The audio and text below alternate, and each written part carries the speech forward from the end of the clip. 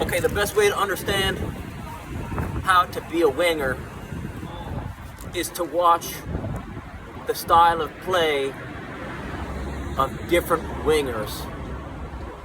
And ideally you want different wingers on different teams in different time periods. Right, so if you don't know where to start, you could use ChatGPT or Grok 3 for help. You could say, who are some of the most famous wingers that have ever played the game, and name me 3 from different time periods. Right, so you want them almost so far apart that their styles will be radically different. Right, because there's no good way to answer this question. Right, because especially if you're not playing for a club, that means if you're playing pickup, that means that there's no one who's the quarterback. Like there's no manager, there's no coach who's saying we're gonna play in this style, and so this is gonna be our shape offensively, and this is gonna be our shape defensively, approximately. Right? There's no one doing that, and so what that means is that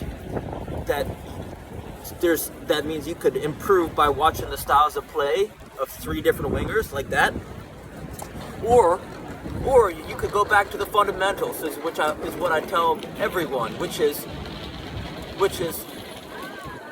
all things being equal, when you lose the ball, you want to compress the space and slide back defensively. Right? You make it harder for the opposing team to penetrate with passes, and you make it hard for them to penetrate with their runs.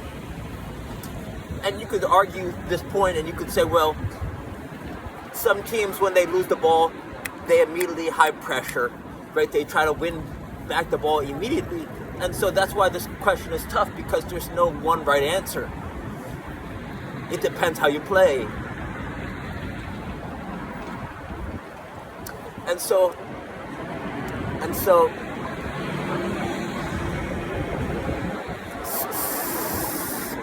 what you have to understand is the rules, right? The unspoken rules of how teams are playing.